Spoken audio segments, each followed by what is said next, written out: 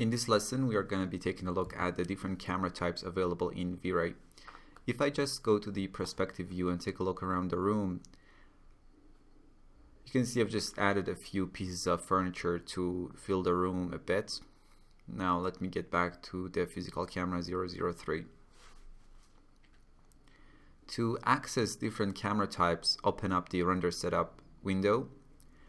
Under the V-Ray tab, go to the Camera Rollout, and here you can find different camera types and adjust them individually. Using different camera types, you can render orthographic views or 360 degrees environments maps or VR ready images. So it's pretty interesting. Let's dig in.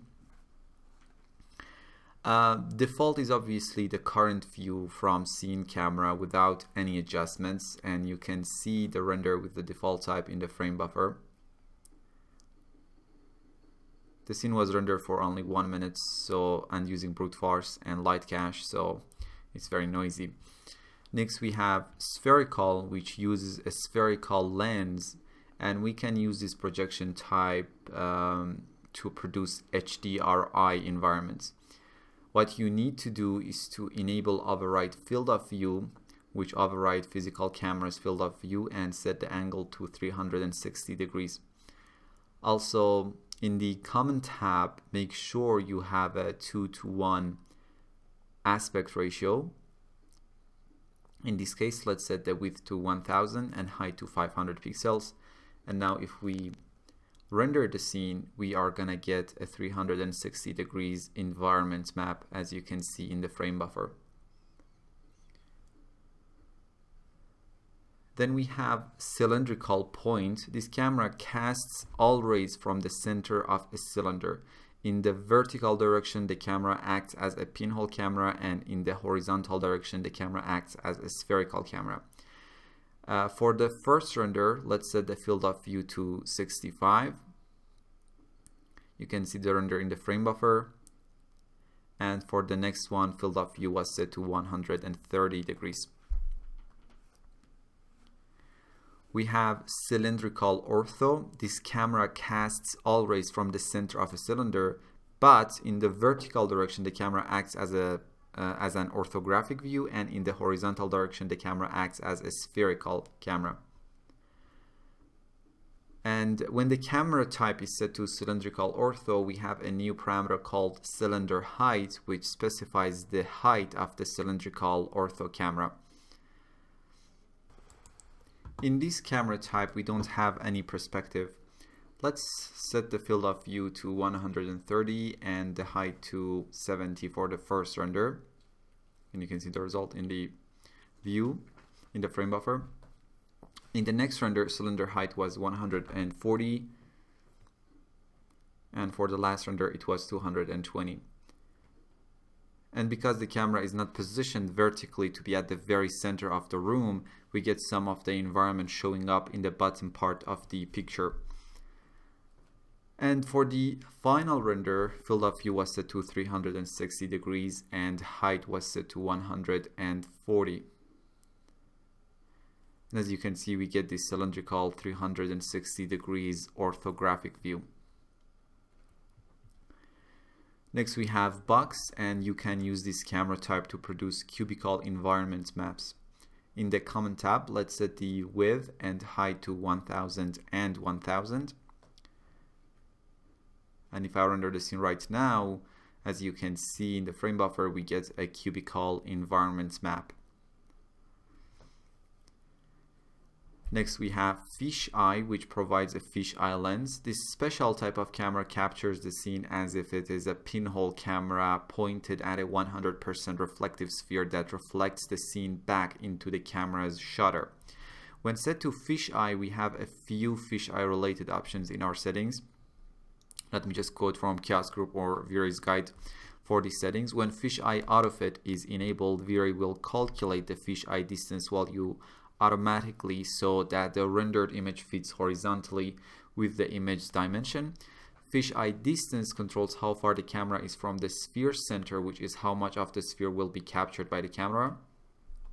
And fisheye curve controls the way the rendered image is warped. a value of 1 corresponds to a real-world fisheye camera. As the value approaches 0, the warping is increased. As the value approaches 2, the warping is reduced. For the first render, let's set the field of view to 20 and disable autofit. And as you can see in the frame buffer, we get this beautiful fisheye look render. For the next render, field of view was set to 40 and autofit was still disabled. Now for the next render, I enabled autofit and kept the field of view to the same 40. Now the render is fitting properly.